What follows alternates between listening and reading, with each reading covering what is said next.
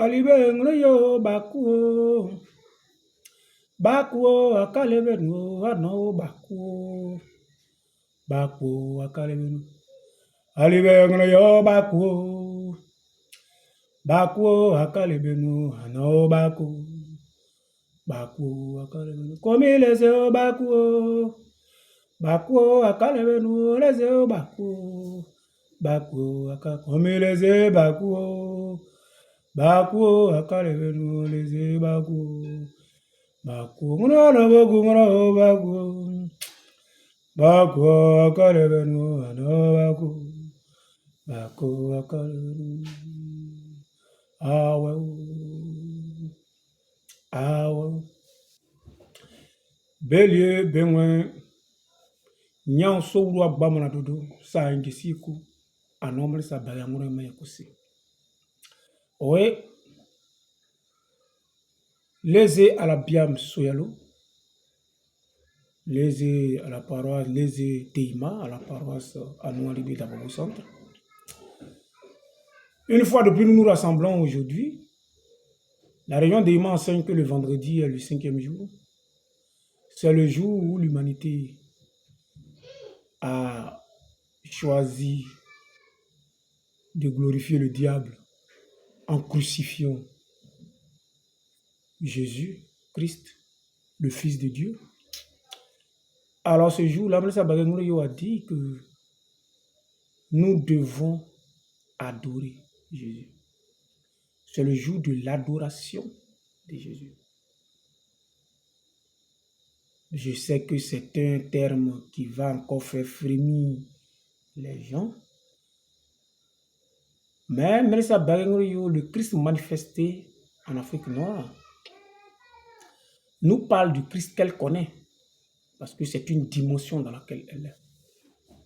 Elle dit que dans les cieux, c'est le monde des esprits et du divin. Il y a deux types de créatures qui sont dans les cieux. Il y a le divin et il y a le spirituel. Le monde spirituel est le domaine des esprits. Et ces esprits-là sont les serviteurs du monde divin. Et dans le monde divin également, il y a deux types de créatures qui vivent dans le monde divin. Il y a le Père créateur, que nos Teima appellent Abba Lago, c'est-à-dire l'ancêtre originel, celui qui a l'origine de toutes choses. Et à côté de lui, il y a les esprits divins qui sont plus connus sous le nom de Christ. Et les esprits divins, c'est qui? C'était des esprits qui étaient des serviteurs, mais qui ont grandi et mûri, qui sont accomplis dans le divin, en brisant les 7 sceaux de la divinité. Voilà, ce mystère-là est révélé dans l'évangile de Jésus Aboda. Alors maintenant, on nous dit que le premier esprit racheté qui a accompli cette maturité s'appelle Ikukunyokale Topita Okeyala, qui est connu dans sa vie terrestre sous le nom de Jésus-Christ. Et donc Jésus est le Fils de Dieu, en ce sens que depuis les cieux, il manifeste les attributs et les valeurs divines dans l'absolu. Il est la copie conforme du divin. C'est pourquoi lorsque le divin a voulu se présenter aux hommes qu'il avait perdu de vue, il a envoyé pour que quiconque le voit dans sa manifestation et dans la manifestation de ses valeurs et dans ses attributs puisse voir le divin. Alors Jésus est Fils de Dieu et à ce titre, il mérite tous les honneurs que nous devons à son Père. Alors ceux qui vont sauter en entendant cet enseignement, nous les invitons, ils peuvent venir, on va leur développer ça. Mais je vais prendre un petit exemple. Entre nous les hommes ici, là, Tu es directeur général d'une entreprise. Il n'y a pas dit que tu es employé, tu as dit quelque chose, mais tu es DG d'une entreprise qui prospère tout, où tu es bien payé, tout. Tu es assis au bureau, et puis un jour, le fils du propriétaire de l'entreprise débarque dans ton bureau. Tu auras quel comportement? Tu vas te plier en quatre en bas de lui. Ça, c'est sûr. Parce que instinctivement, tu vas savoir que tu lui dois un certain respect par rapport au fait qu'il est d'une certaine mesure propriétaire de cette entreprise, même qu'il ne soit pas. C'est comme ça. Tu ne le fais pas parce que tu es un peureux, mais c'est comme ça que c'est établi depuis le ciel. Nous devons au Fils de Dieu les mêmes honneurs que nous devons au divin, parce que lorsque nous voyons les Fils de Dieu, à travers les Fils de Dieu, nous percevons le Père. La différence entre les Fils de Dieu, c'est-à-dire les Christ, et les prophètes, c'est que les prophètes sont aussi des esprits, mais sont des esprits saints, qui n'ont pas encore accompli leur maturité divine, mais ils sont dans la pureté de Dieu. Ils sont dans une certaine mesure dans la pureté de Dieu, mais ils ne sont pas encore accomplis dans le divin. Voilà. Donc, les prophètes, les esprits saints, ils peuvent descendre pour nous montrer comment est-ce que devenir des êtres spirituels. Comment est-ce que nous allons vivre en tant qu'esprit après notre vie, dans la vie après la vie-ci. Voilà ce qui nous attend. Cette vie qu'on doit mener là-bas. Comment on doit se comporter pour mener cette vie-là. C'est ça qu'il nous montre. Mais le Fils de Dieu, lui, nous montre le chemin pour devenir un être divin. C'est la différence. Les prophètes nous envoient sur le chemin spirituel. Le Fils de Dieu nous envoie sur le chemin du divin.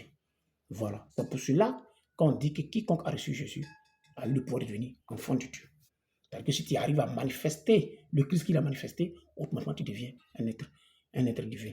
Or, si tu manifestes ce qu'un prophète manifeste, tu deviens un être spirituel.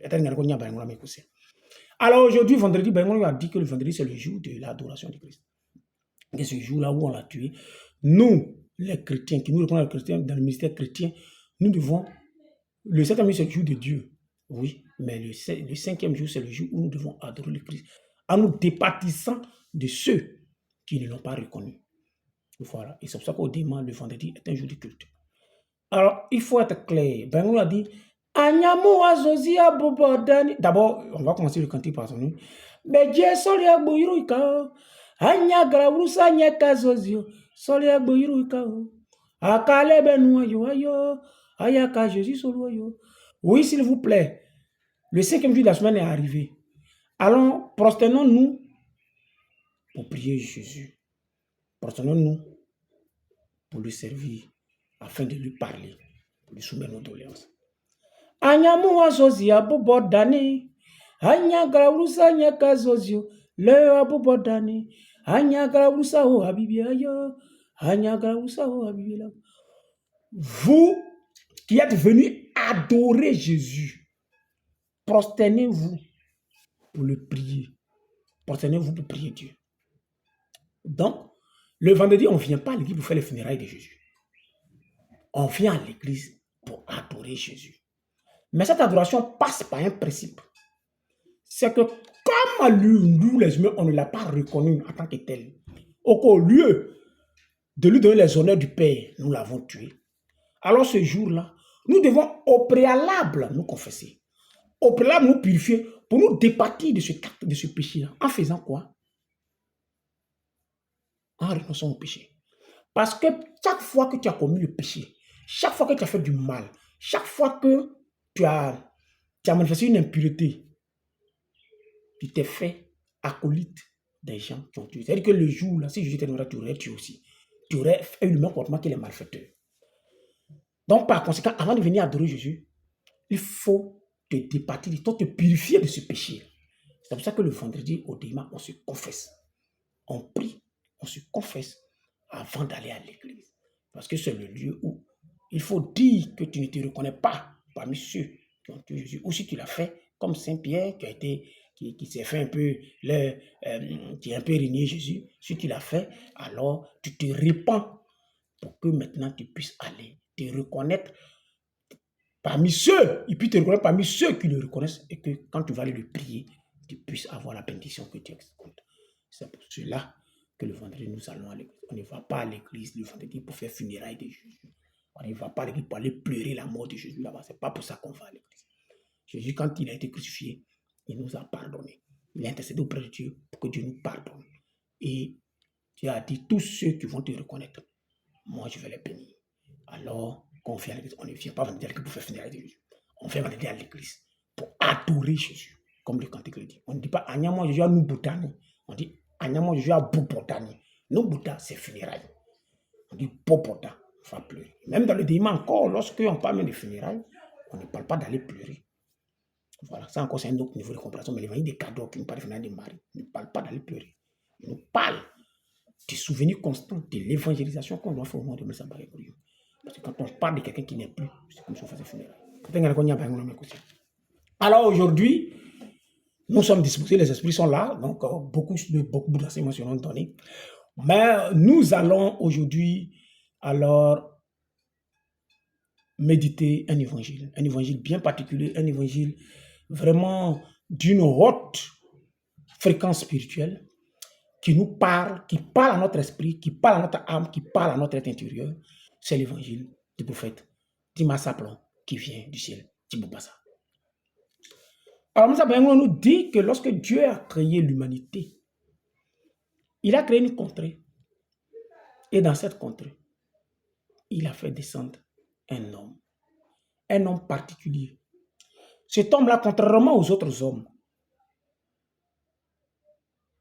n'avait aucune imperfection. Il était parfait, totalement parfait. C'est-à-dire, comme le Dida le dit, les DLBT le dit, c'était le bagnon des bagnons, bagnon à bagnon, d'où à bas bagnon. Voilà.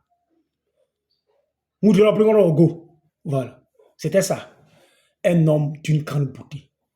Il avait tout ce que les hommes recherchaient physiquement. Homme comme femme. Tima Saplon était bon. Alors Tima Saplon était d'une beauté extraordinaire. Et quel était notre arrêt? Depuis qu'il est enfant jusqu'il a grandi, les gens n'ont cessé de le convoiter. Les uns et les autres le voulaient pour eux. Les hommes le voulaient pour amis, afin d'accroître leur renommée. Voilà. Les femmes le voulaient pour amants.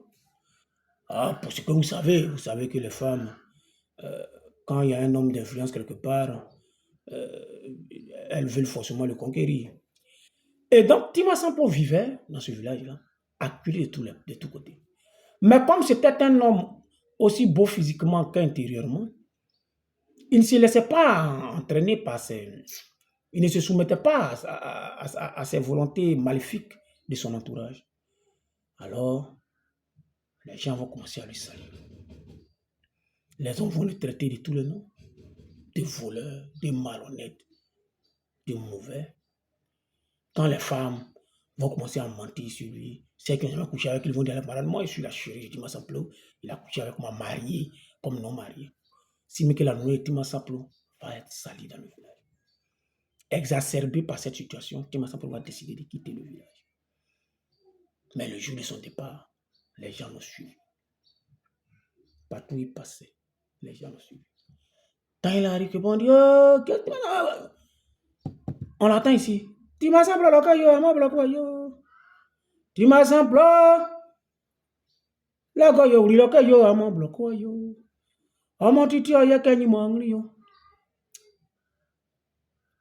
yake gama ayo yake gama leo Tima Saplon lokayo ama bloko yo Tima Saplon bliba di lokayo ama bloko yo ama tutu yake nyimongli yo yake gama ayo yake gama leo. Alors oui, les gens vont dire allons à la rencontre de Tima Saplon, allons à l'attendre au bord de la route. Celui, oui, l'homme qui est joli quand son nom est gâté là, c'est lui on attend ici. Il paraît que Joe, voilà, il est un tireur, hein, il fait ceci, il fait cela, mais on va le voir. Donc, sa mauvaise renommée a pris tout le coin.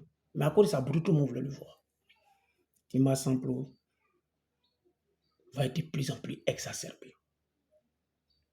Alors, exacerbé, déçu du comportement des hommes, il va dire à Dieu, je préfère mourir parce que je ne suis pas heureux. Seigneur, rappelle-moi. Tima Saplon, opa la guawalio bonaira ho. Tima Saplon, opa la guawalio bonaira ho. Aya mozo zia ya basuzo, kore kunyo kaleo, ya ke bibienu ayo. Tima samplo, ofala guaguario, bona irau. Tima samplo, ofala guaguario, bona irau. Ayamo sosia yaba suzao, krekunyo kaleo, yake bibie noayu. Ah oui. Ah oui. Alors, oui, Tima samplo a dit à Dieu, pour éviter les palabres autour de moi, pour éviter la l'aménagement autour de moi, pour que la discorde autour de moi prenne fin, il faut me rappeler. Voilà. Alors, allons prier sous l'arbre de l'Alliance, l'arbre guérisseur de Jésus, afin qu'il puisse nous guérir. Voyez, voici une parabole bien particulière, mais qui est remplie d'enseignements spirituels. N'est pas une femme comme les autres.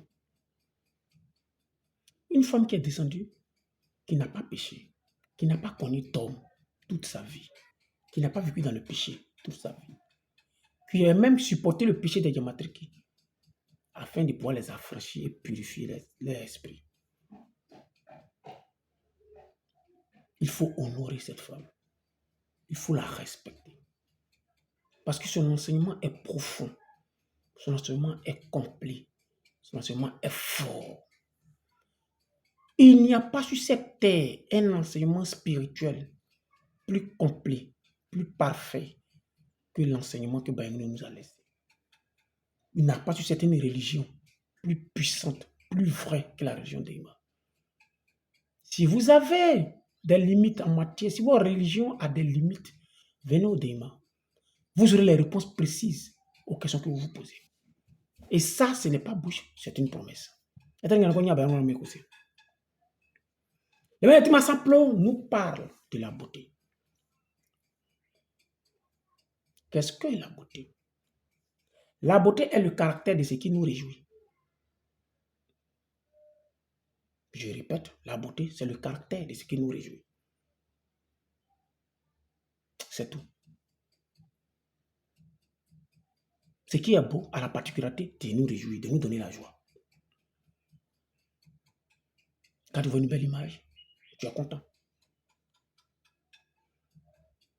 Quand tu entends une belle musique, tu es content. Quand tu flaires quand tu sens une belle odeur, tu es content. Quand tu manges une bonne nourriture, une nourriture succulente, tu es content. Quand tu vois une belle personne, tu es content. La beauté est le caractère de ce qui nous réjouit. Martin Massamplan nous donne une bague ici, nous parle d'une façon magistrale des deux types de beauté. La beauté physique et la beauté spirituelle.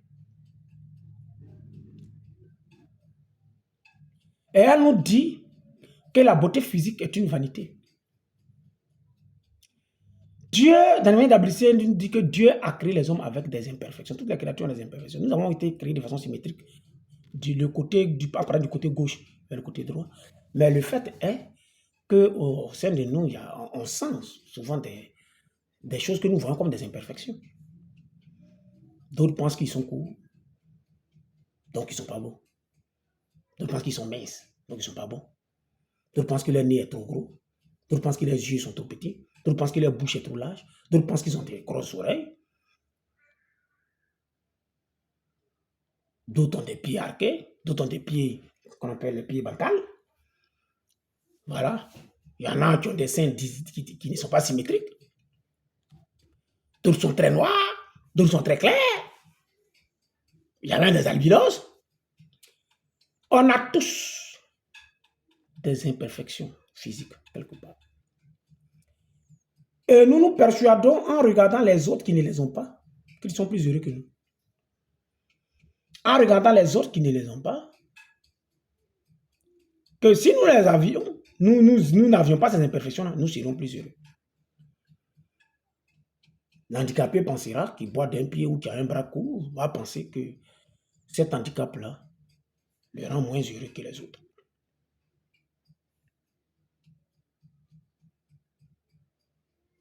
Et ça fait qu'il y a des femmes qui vont s'éclaircir la peau. Il y a des hommes aujourd'hui qui s'éclaircissent la peau. On va mettre des faux cheveux pour avoir une belle apparence. On remplit ça des perruques, alors que naturellement, souvent on est plus beau sans perruque, mais on a toujours des perruques sur la tête. On s'en s'est fait clair. D'autres on s'est fait noir. On fait des chirurgies. Parce qu'on veut être plus beau. La question, comme nous l'avons dit, la beauté, c'est ce qui nous rend heureux. Au bout du compte, ce qui est plus fréquent, je veux dire, une femme qui était noire, qui devient claire, est-elle plus heureuse? Sa joie n'est que de quelque temps. Après, elle n'a plus de problème qu'elle ne l'avait avant. Et elle se rend compte même que les gens qui la regardaient la regardent. Et puis après, voilà. Tu veux que les gens vont te regarder, mais est-ce que tu seras plus heureux? Ou plus heureuse? Telle est la question. Vous comprenez? Ben, nous dit ici que Tima Samplo, que Dieu a créé parfait, il n'a pas été heureux. Il n'a pas été heureux. Pourquoi? Parce que les gens l'ont regardé dans un œil égoïste. Chacun le voulait pour ses intérêts. Et ne pouvant pas le posséder, qu'est-ce qu'il a fait? Qu'est-ce qu'ils ont fait? Ils ont préféré le salir. C'est la malédiction de la beauté physique. Quand tu es beau, ceux qui ne peuvent pas te posséder, tout ce qu'ils font, c'est quoi? C'est de te salir. Une belle femme va garder une belle voiture. On dit, oh, ça c'est une pute. C'est une bocorie, ça c'est très de bocorie, mon cher. Mais une femme ordinaire va garder une voiture. Bon, on dit, oh, c'est là, peut-être elle va à l'école ou bien truc. C'est la malédiction de la beauté. On va gâter ton nom parce que tu es jolie. Ceux qui peuvent t'avoir vont gâter ton nom. Ceux qui ne peuvent pas t'avoir vont gâter ton nom. C'est tous les travaux. On n'est pas plus heureux parce qu'on est beau. Voilà. Donc, il faut t'accepter tel que tu es.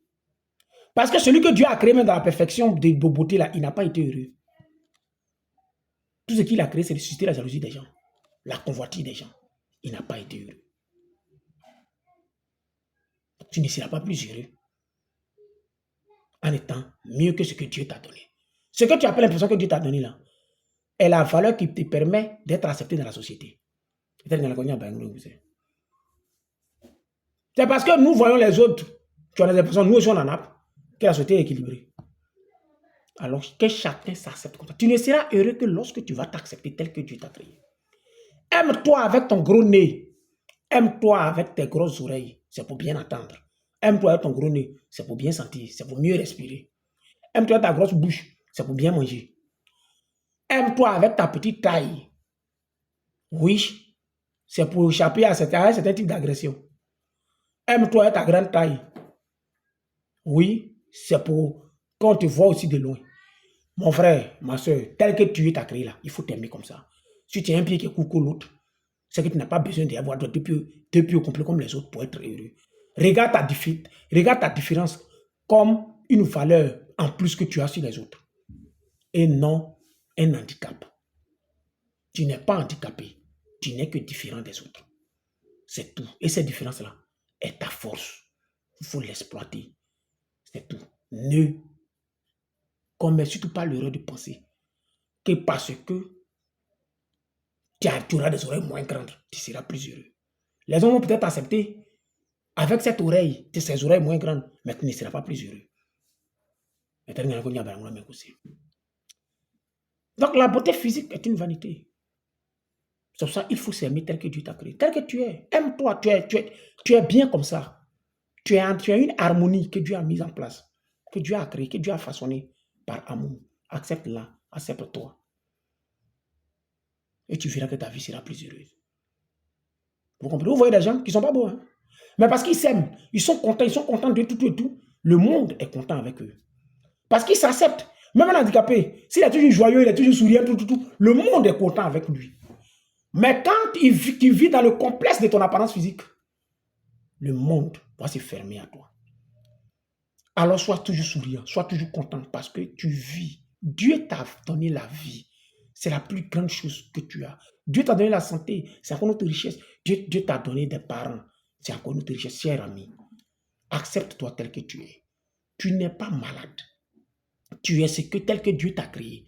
Tu n'es que différent. Et nous sommes tous différents. Il y a juste qu'il y a des différences. Les gens qu'on appelle boules, ils n'ont que des imperfections qu'on ne voit pas. Excusez-moi. Mais il y a des femmes, on les voit belles. Mais quand vous allez en intimité, tu vois, tu vois qu'elle a des imperfections. Voilà, c'est pas aussi pour les hommes. Donc, on a tous des imperfections quelque part, ça c'est clair. Donc, que chacun s'accepte tel que Dieu l'a créé. Et il sera encore plus heureux. L'autre chose qui est importante, c'est la beauté physique. Qui est en réalité Tima Samplo? Tima Samplo, c'est le Deima. C'est la personnification du Deima, en fait. Dieu a fait descendre parmi les hommes une religion parfaite. Une spiritualité complète, totale. Bien. Et cette spiritualité qui est descendue est belle. Pourquoi? Parce qu'elle rend ceux qui y vont heureux. Oui. Parce que quand tu vas au Deima, tu as un problème. Tu vas au Deima, le problème est résolu. Dieu te donne les bénédictions, les promesses qu'il a données dans le Deima. Le Deima est la religion des promesses de Dieu. Voilà. Les 9 promesses de la grâce sont à ta disposition. Quand tu y vas, tu as la vie. Tu as la vie. Ça veut dire que si tu es au Deima, tu as la vie. Tu vas vivre comme Dieu a tracé depuis les cieux avant que tu vas vivre. Normalement, tu vas vivre ici. Mais après cette vie ici, tu vas encore vivre. Tu vas vivre dans le monde spirituel. Après ta vie, dans la dimension humaine, tu vas vivre dans la dimension spirituelle. Et là, tu vas vivre la bonne vie, la vie en présence dans les cieux divins. Maintenant, dans la vie, ça donne la vie. La vie éternelle, c'est la région du Deima. Oui. Notre Père s'appelle Abalago, le Père originel. Celui qui vit au-delà du temps. Et c'est vers lui que nous accomplissons. Alors, si on est dans le Deima, on a la vie. On a la vie, la vraie vie. Vous comprenez? Le Deima donne la santé. Effectivement, le Deima, tu as la santé. Tu as la santé. Le vrai Deima normal tombe rarement malade. Il a la santé. Parce qu'il vit en harmonie avec Abalago et la terre. Le Père créateur, Abalago, et nous sommes dans la terre, la main nourricière. Donc, il vit. Il est rarement malade. C'est rare que tu aies un fidèle Deima hospitalisé. Tu dis non. Si tu vis un fidèle Deima, c'est-à-dire, je parle de quelqu'un qui vit dans le vrai Deima, non. Le Deima donne le mariage. C'est chez nous, il y a le mariage. Oui, tu as Deima, tu vas te marier. C'est une promesse que Bengon a faite. Tu veux te marier, mais tu vas te marier. Tu vas te marier. Oui. Ne t'inquiète pas. C'est pour ça que même le Deima est la meilleure religion parce qu'elle a adopté les deux types de mariage. Il y a le mariage monogame qui est accepté au Deima, il y a le mariage polygame qui est accepté au Deima. Donc au Deima, on se marie. Et le Deima donne l'enfantement. Ah oui, le Deima donne l'enfantement. Bengon, le premier miracle qu'elle a fait, elle a eu à faire, c'est de permettre à des femmes qui étaient ménopausées d'enfanter. Le Deima, c'est au Deima on trouve les femmes qui enfantent à 50 ans, alors qu'on n'est pas enfant. C'est là où on trouve les femmes ménopausées qui reprennent la faculté de procréer. Le Deima donne l'enfantement. Vous comprenez? Le Deima donne l'intelligence parce que les dégâts ici sont là. Le Deima donne l'intelligence. Ça aussi, c'est une promesse. Le travail, c'est une malédiction, c'est l'intelligence. L'intelligence, c'est la capacité que Dieu nous donne pour régler nos problèmes. Si tu as faim, tu vas prendre l'intelligence pour pouvoir en manger. Vous comprenez? Voilà, si tu as un besoin, après l'intelligence, tu vas le satisfaire. C'est la capacité que Dieu nous donne pour satisfaire nos besoins. Voilà, c'est une capacité intellectuelle. Voilà, Dieu donne le Deima donne la sagesse. C'est-à-dire qu'à cette capacité-là, tu vas avoir l'amour divin. La sagesse, c'est quoi? C'est l'intelligence manifestée dans l'amour divin. Vous comprenez? Voilà. Le Deima donne la sagesse. La vraie sagesse. Oui. Celle qui permet de vivre en amour avec les autres, en harmonie avec eux. Vous comprenez? Voilà. Le Deima donne la richesse. Oui. C'est la religion qui dit qu'il y a les legs. Le Deima donne la prospérité matérielle. C'est au Deima. Si tu es là, tu respectes les normes, tu vas vivre dans la prospérité matérielle. Ça, c'est même pas un problème. Oui. Le Deima donne la paix. Oui. C'est au Deima. tes sentinelles sont toujours actives. Tu n'as pas préoccupation des sorciers. Non. Le sorcier, il te voit de loin, il quitte là. Mais il sait que quelle que soit l'embuscade qui tient, toi, tu parles avec Dieu, il ne peut pas t'atteindre. Vous comprenez? Le Téima donne la paix. Le Téima donne la paix. Le Téima donne la longévité. Ça, ce n'est pas un débat. Hein. Voilà. Il suffit d'aller dans vos villages, vous allez voir. La longévité, c'est pour nous. Parce qu'il nous donne la capacité de vivre longtemps pour enseigner aux plus jeunes les valeurs de Dieu. Vous comprenez? Voici les promesses, les 9 promesses que le Téima donne. Les promesses de la grâce. Vous comprenez? Voilà. À cause de notre promesse, le débat donne d'autres promesses qui sont les promesses de la malédiction. Et ces promesses sont ceux pour ceux qui ne se comportent pas, qui ne marchent pas en harmonie avec Dieu. Vous comprenez? Ces promesses-là, il y a la souffrance. Il y a l'échec d'abord qui vient. Les blocages. Il y a la souffrance. La maladie. Il y a la mort. Vous voyez? Donc, le débat, c'est une religion complète. C'est une religion totale. Parfaite. Qui descend dans l'équilibre de Dieu. Vous comprenez? Mais les hommes qui y vont, qui veulent y aller, qu'est-ce qu'ils font? Ils veulent vivre le débat de façon égoïste. Chacun vient au débat pour ce qu'il arrange. Mais pas pour ce qui arrange Dieu. Je vais être béni. Quand il a construit ma maison, ça a fait étage et il a craché chez le voisin. C'est ça l'homme qui vient au débat. C'est ça le comportement du fidèle. On n'a qu'à savoir que c'est moi qui suis la femme de l'homme riche. Je vais avoir un homme riche. Comme ça, quand il va venir à l'église, ou bien qu'il est dans nos familles, on va savoir que je suis quelqu'un. Je vais être riche parce que je vais écraser les autres. Je vais avoir l'argent parce que je vais piétiner les autres. Je vais être tout puissant. On veut la bénédiction on demande la prière avec des intentions égoïstes. Vous comprenez? Et ça fait qu'au bout du compte, au lieu de vivre dans les valeurs de Dieu, nous sommes des humains et nous vivons, nous gâtons le nom du Déima. Nous salissons le nom du Déima, comme le cantique le dit. Ayala guagasito abongrimao. Ayado guagasito abongrimao. Ayala guagasito. Ayado guagasito. Ayala guagasito abongrimao. Atogesi wakaru. Oui. Nous venons à l'église, mais nous gâtons le nom de Dieu à travers notre péché, à travers notre façon de vivre. On gâte le nom du Déima. On gâte le nom de Dieu. On dit on vient chez Dieu, on est croyant, mais c'est nous on gâte le nom de Dieu. Comme les habitants du village, on salissait son nom. C'est ça. Parce qu'on y vient. Et qu'on y vient, malgré le bien que Dieu nous fait, nous on gâte son nom. Oui. Parce que quand tu es croyant, que tu as le comportement d'un incrédule dans ton quartier, tu es en train de gâter le nom de Dieu.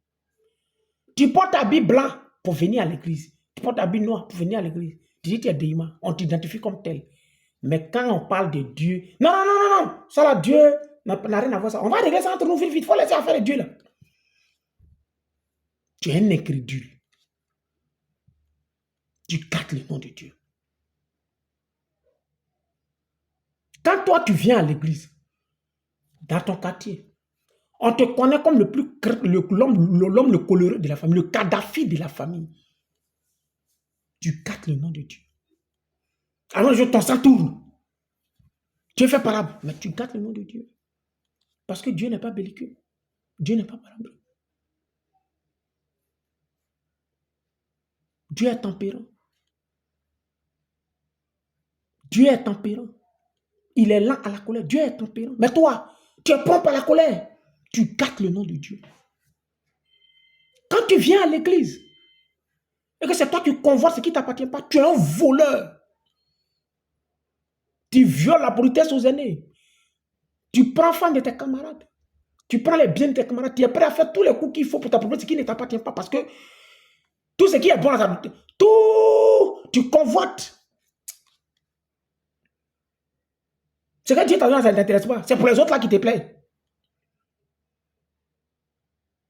Tu gâtes le nom de Dieu, cher ami. On les vit dans le respect. tu vis dans l'impolitesse. Tu gâtes le nom de Dieu. Quand tu viens à l'église, alors que dans ton quartier, tu es réputé être un menteur. Un menteur patenté dans ton village, toi, tu es un menteur. Mais toi, tous les dimanches, tu es un menteur. Tu gâtes le nom de Dieu parce que tu ne vis pas dans la vérité. Tu ne vis pas dans les valeurs de Dieu. Quand toi, tu viens à l'église, et c'est la vie des souillures qui te plaît, coucher avec femmes des gens, avoir 1000 gars dans la communauté, une femme. Dieu a donné à l'homme d'avoir plusieurs femmes, mais Dieu n'a pas donné à la femme d'avoir plusieurs hommes. Tu as gardé dans toutes les paroles d'Aïma. Une porte, une maison, sans porte. Tous ceux qui te voient rentrent. Tu es dans la souillure. Tu gâtes le nom de Dieu. Dieu, c'est la sainteté, c'est la pureté. Tu gâtes le nom de Dieu. Tu veux coucher toutes les filles que tu rencontres. Tu gâtes le nom de Dieu, cher ami. Dieu, c'est la pureté. Quand toi, tu dis chrétien, mais tu n'arrives pas à te contenir devant la nourriture. Quand on dit viens net, tu te lèches les babines, tu commences à saliver. Quand ils sont de viens net, tu trembles sur toi. Tu vois manger, tu trembles sur toi. Quand devant l'alcool net, tu ne peux pas te retenir. Mais tu gâtes le nom de Dieu. Tu gâtes le nom de Dieu. Tu es un chrétien, on dit tu es un soulard. Mais tu gâtes le nom de Dieu, cher ami. Tu gâtes le nom du Déima. Quand toi, tu viens à l'église,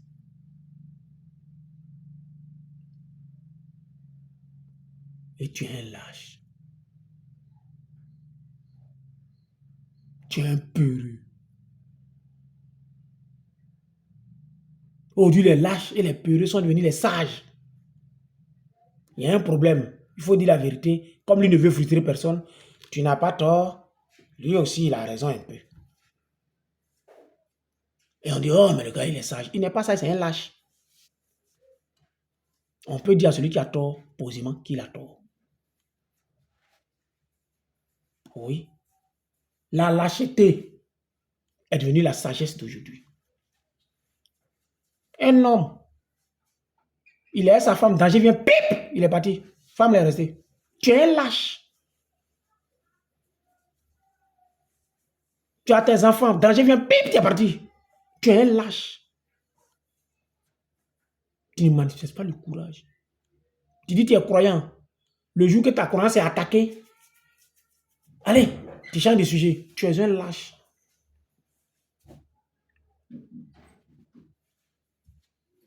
Dieu aime le courage. La vraie de Dieu, c'est le courage, ce n'est pas la lâcheté.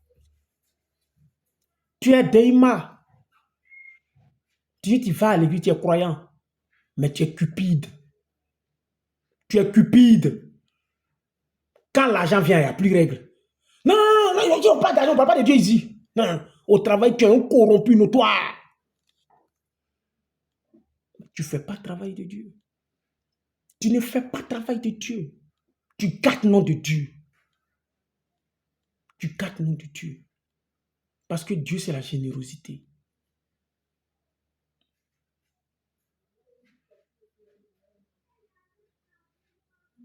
Quand toi, tu dis tu es croyant, et puis tu vis dans la méchanceté, tu répands le malheur partout. Quand tu fais le mal, c'est là que tu es content. Quand tu es quelque part, tu planifies tous les coups pour faire du mal aux autres. Et tu prospères en faisant le mal, tu prospères dans la division, dans la délation, dans la calomnie. Mais tu gâtes le nom de Dieu. Non, tu fais politique, non. Le croyant va partout avec ses valeurs. Tu gâtes le nom de Dieu. Dieu, c'est la bonté. Dieu, c'est la bonté. Quand toi, tu es croyant et tu es un tyran, quand tu as le pouvoir, il n'y a pas deux capitaines dans le même bateau. C'est moi le chef, c'est quand il dit là, c'est ce qu'on fait, c'est lui qui va comme ça, il va me connaître. Mais tu es un tyran. Tu prends le pouvoir pour piétiner les autres. Tu prends le pouvoir pour assujettir les autres. Dieu, là, il a créé le monde. Il a créé Abétissé. Oui, mais il a négocié avec Abétissé pour avoir la terre. L'autorité de Dieu, là, c'est une autorité bienfaisante. Ce n'est pas une autorité assujettissante. Dieu, là, il ne pratique pas l'esclavage. Pas parce que tu as donné une autorité que tu vas piétiner les autres. Tu vas marcher sur les autres. Ils n'ont qu'à sentir que c'est toi qui es le chef. Non, ça, ce n'est pas l'autorité qui vient de Dieu. Dieu nous a créés. Mais nous disons qu'on ne le reconnaît pas. Et puis on vit.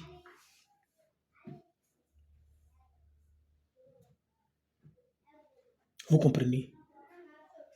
Le pouvoir de Dieu est un pouvoir bienfaisant.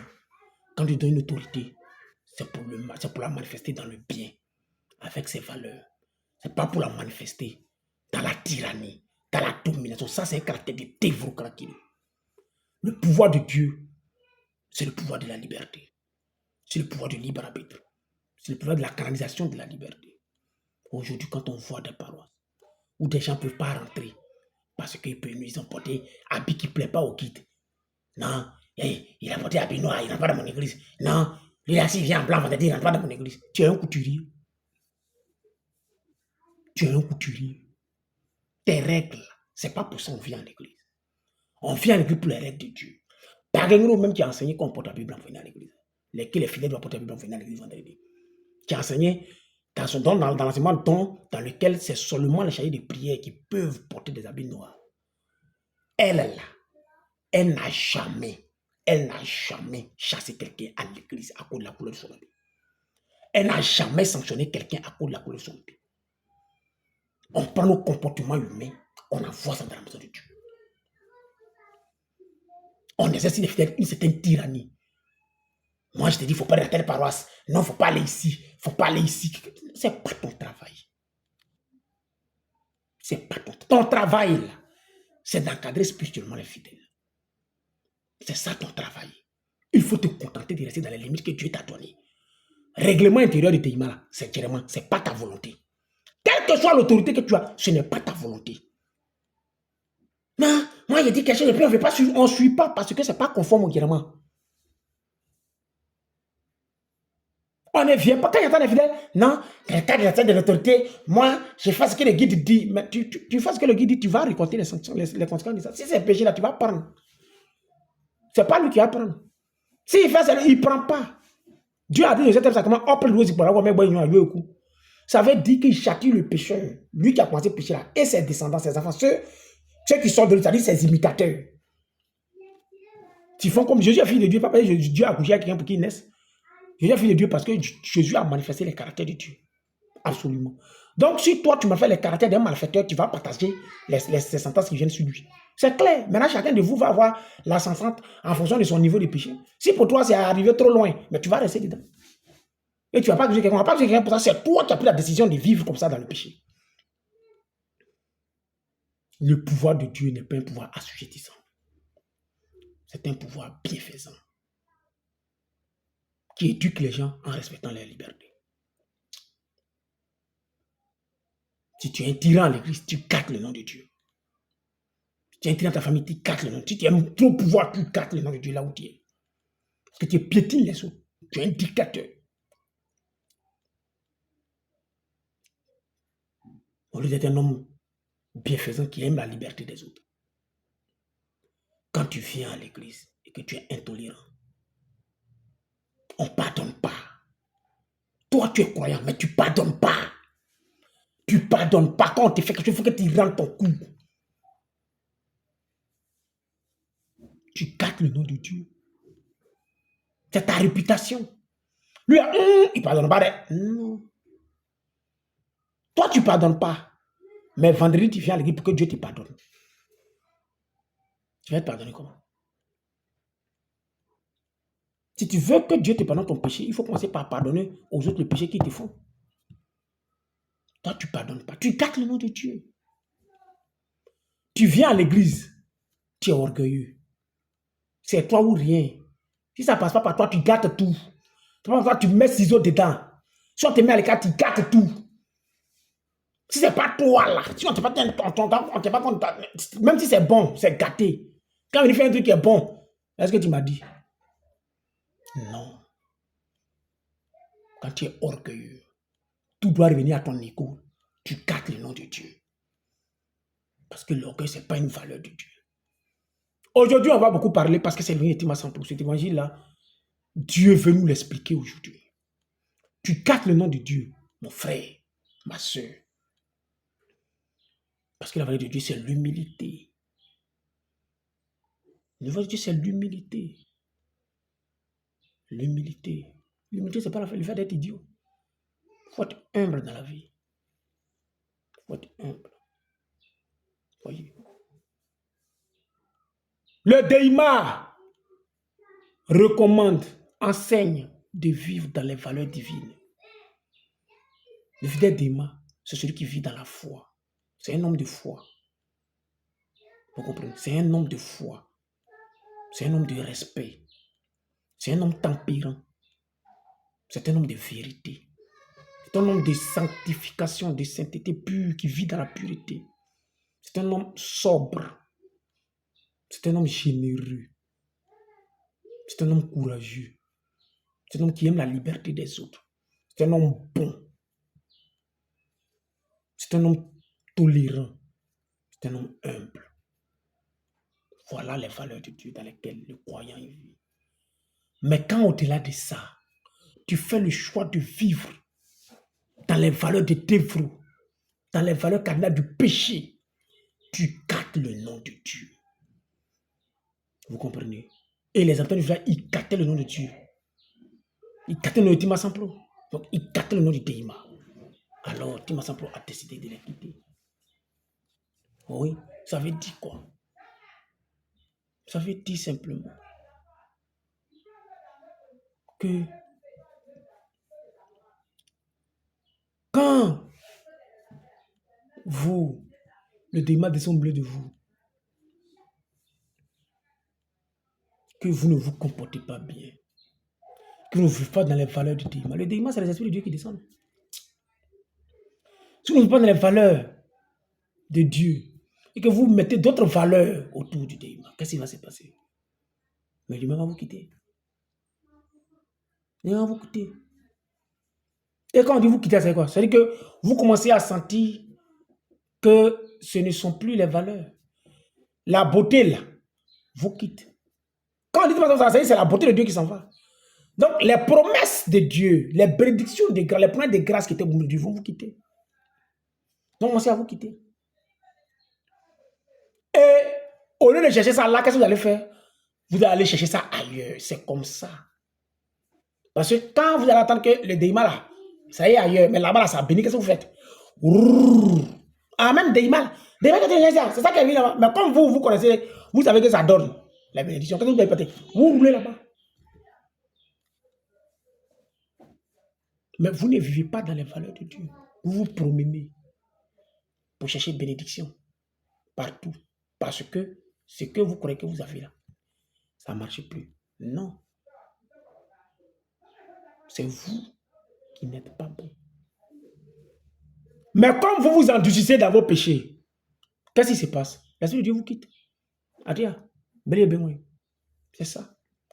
Les esprits de Dieu qui sont descendus pour donner la bénédiction qui était avec vous, pour donner là. Quand tu continues de gâter son nom, tu continues de gâter, c'est-à-dire que tu as la mauvaise vie. Qu'est-ce qu'il fait? Il te quitte. Mais quand tu m'as quitté, ça veut dire quoi? L'Esprit de Dieu t'ont quitté là, ça veut dire quoi? Ça veut dire que tu es livré maintenant. Si la beauté de Dieu te quitte, qu'est-ce qui te reste? C'est la laideur de Dieu. C'est la laideur de Dieu. C'est la laideur de la malédiction qui est sur toi. Et ce qui ne devait pas t'arriver, va t'arriver. Ce qui ne devait pas arriver dans la communauté, va arriver dans la communauté. C'est comme ça, il y a des zones où il y a eu Déima, et puis Déima a fermé, ça a disparu. Parce que les gens qui étaient là ne vivaient pas dans les valeurs de Dieu. Quand vous venez dans votre église, et vous ne vivez pas dans les valeurs de Dieu, dites-vous que ce qui va venir, ce n'est pas la beauté de Dieu. Mais c'est la laideur de dévouer qui va venir à vous. Et vous allez voir au milieu de vous des choses que Dieu n'a pas permis. Voilà. Voilà, bel et bien. Nous devons cultiver la beauté spirituelle quand nous sommes croyants. Et cette beauté spirituelle-là, c'est la manifestation des 12 valeurs de Dieu que nous avons citées. C'est ça qui est la beauté, la vraie beauté. La beauté qui bénit, la beauté qui nous rend prospères, la beauté qui nous rend heureux. C'est notre beauté spirituelle. Le croyant doit vivre, doit manifester la beauté spirituelle. C'est-à-dire les valeurs de Dieu partout où il est. C'est ça qui va rendre sa vie heureuse. C'est ça qui va rendre sa vie prospère. C'est à travers elle qu'il verra la beauté de Dieu. Comme nous l'avons dit, quand tu te trouves physiquement bon, tu t'acceptes que Dieu t'a créé, le monde s'ouvre à toi. Donc si tu manifestes les valeurs de Dieu en tant que croyant, les valeurs, le monde s'ouvrira, Dieu s'ouvrira à toi. Et tu vivras Dieu dans sa beauté, tu seras toujours dans la joie. Tu manifesteras et tu expérimenteras la présence de Dieu à côté de toi. Mais si toi tu gardes le nom de Dieu par ta vie, dominé par le péché, tu donnes libre cours à ton péché dominant, tu t'attends à quoi? Dieu va te quitter. Les esprits de Dieu vont te quitter. Les esprits qui sont venus t'accompagner dans ta vie vont te quitter. Ils vont vous quitter. Alors, communauté d'Ema, c'est lui de se poser des bonnes questions. Quand nous voyons dans la communauté des choses qui arrivent dans la communauté, qui sont en dehors des promesses de Dieu, il faut se poser les bonnes questions. Est-ce que nous-mêmes, nous sommes dans les valeurs de Dieu? Quelles sont les valeurs qui dominent dans nos communautés? Quelles sont les valeurs qui dominent parmi nous? Voilà. Non, ouais, chez nous, il y a la bénédiction, ici, venez voir, la bénédiction. Mais oui, mais à cause de ça, est-ce que vous vivez dans les valeurs de Dieu? Est-ce que nous vivons dans les valeurs de Dieu? Alors que la bénédiction, non, ça, la bénédiction, tout ça, c'est bien beau, il y a la bénédiction, oui, mais cette bénédiction, ces esprits de bénédiction que Dieu nous envoie, comment nous les nourrissons? Avec quelle valeur les nourrissons-nous? Tu vas à Gabo, tu reviens avec des esprits de bénédiction. Tu vas à Saksa, tu reviens avec des esprits de bénédiction. Tu vas partout, à Congo, oui, tu vas à l'église, il y a des esprits de bénédiction, oui. Mais comment tu les nourris? Bon, nous dit la bénédiction, c'est les esprits de Dieu. C'est les esprits de Dieu qui descendent pour te la donner. Donc, quand tu vas partir là, on va te donner l'esprit qui va t'accompagner pour te donner la bénédiction. Mais maintenant, comment toi, tu nourris l'esprit là? Pour qu'il puisse agir et matérialiser ta bénédiction. Faites promesse ça dans ta vie.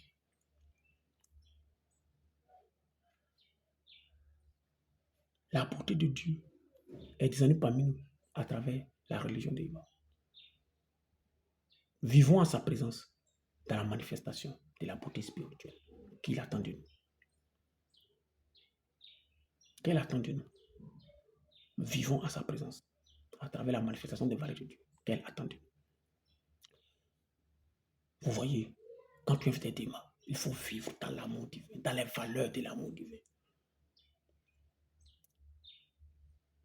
C'est de ça qu'il s'agit. C'est ça qui fait ta beauté spirituelle, qui t'harmonise avec la beauté du démon. Par exemple, on a dit Tima Sapro. T, c'est la beauté. Ma, tel que. Ma, ça, tel que. Il a pétri. Pro, c'est pétri. Pro, c'est pétri. La beauté telle qu'elle a été pétrie par Dieu. C'est ça que Tima Sapro. Tima Sapro. C'est en français, francisé, Tima Sapro. Tima Sapro. Tima Sapro. Comme à Bala au Kola. Voilà. C'est un nom, donc c'est un mot, c'est un élément saute, et puis bon, voilà. Voilà. Donc, Tima Sapro. La beauté de Dieu, la beauté telle qu'elle a été pétrie par Dieu. Vous comprenez? Donc, si tu veux jouir des avantages, tu veux vivre en présence de cette beauté-là, il faut que toi-même, il faut harmoniser ta nature sur cette beauté. Donc, il faut manifester la beauté spirituelle. La beauté physique est une vanité, mais la beauté spirituelle est une richesse. C'est elle qui nous harmonise avec Dieu. Alors, aujourd'hui, Tima Sapro est venu nous demander à chacun de regarder nos vies. À quel niveau nous sommes? Sommes-nous beaux spirituellement ou sommes-nous laids spirituellement?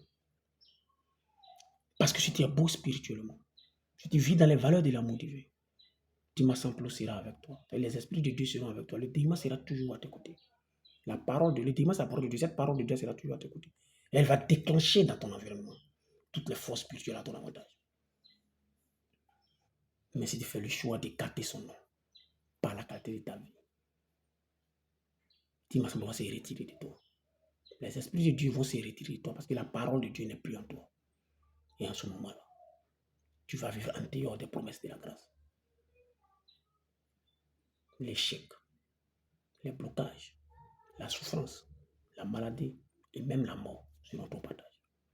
Alors, Béli Ben, aujourd'hui, vendredi, ça va nous venu nous enseigner. Il est venu rappeler à chacun sa responsabilité. Il est venu rappeler à chacun sa responsabilité de croire. Nous devons être aussi bons que Tima Sambo. C'est-à-dire, nous devons manifester la beauté spirituelle de Dieu partout où nous sommes. C'est à ce moment-là que nous manifesterons les bénédictions de Dieu. C'est à ce moment que les besoins de Dieu se manifesteront dans notre vie, dans cette vie-ci. Et même après elle, nous irons à Balago, dans les cantiques glorieux. Alors, voici l'évangile de Tima Sambo, donné par les Arabiens. Vraiment, méditons. C'est des évangiles très puissants, très expressifs. Et il faut vraiment méditer. Voilà. Ça peut être un esprit puissant. Et c'est pour ça que c'est lui qui vient régulariser les situations imparfaites. Comme ça, une situation compliquée, imparfaite, vous voyez, il fait partie des esprits qui sont venus redresser. On appelle les docteurs qui redressent ce qui n'est pas bon. Donc c'était un évangile très puissant, une vision très bon. Voilà. Quand on prie pour quelqu'un qui a une situation de blocage ou bien qui est malade, par exemple, c'est Tima Sambo. Alamo samplo no kanani yo. Alamo samplo no kanani. Docteur Kanyangou Zediayo. Donc c'est un peu ça. Voilà. Alamo, je reprends le côté. Alamo samplo no kanani. Alamo samplo no kanani. Docteur Kanyangou Zediayo. Voilà. Il faut appeler simple pour nous faire du bien. Nous affranchissant du péché. Vous comprenez? Donc, vraiment, ce témoignage-là, il est très puissant, il est très dense. Et il faut vraiment l'appliquer. Il faut vivre dans l'esprit de l'évangile. Vivre en vivant dans la beauté spirituelle que Dieu nous recommande. Voilà. C'est vraiment très important. Alors, le Dieu vendredi. Et donc, cet évangile-là qui soit notre partage. Partout où nous sommes, souvenons-nous que nous sommes accompagnés des Samplons. Nous sommes amis à Samplon. Il ne faut pas gâter son nom. Voilà, donc voici un peu. Je profite de cet évangile pour rappeler à chaque Déma, son Sikamamba. Il faut l'avoir, c'est très important. Ne serait-ce entre autres, Sikamamba, comme je l'ai écrit, comme je l'ai dit, c'est plus de 23 thèmes développés qui ont un rapport avec notre vie. Voilà, c'est également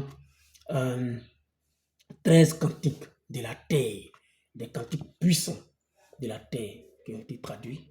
C'est surtout 52 mots d'Ima qui sont expliqués. Vous voyez? Et donc, c'est vraiment une œuvre riche en enseignement. Riche en enseignement, si tu la lis, elle changera ta vie.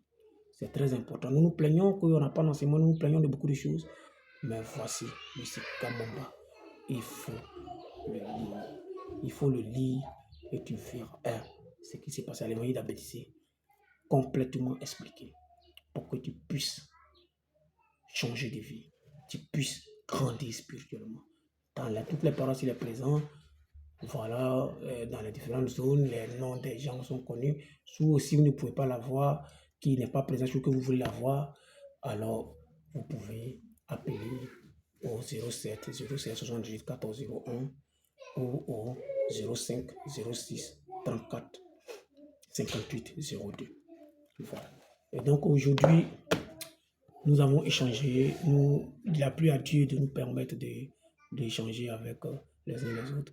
Nous espérons bien que l'enseignement qui a été donné sera à nourrir vos âmes et va guérir vos esprits.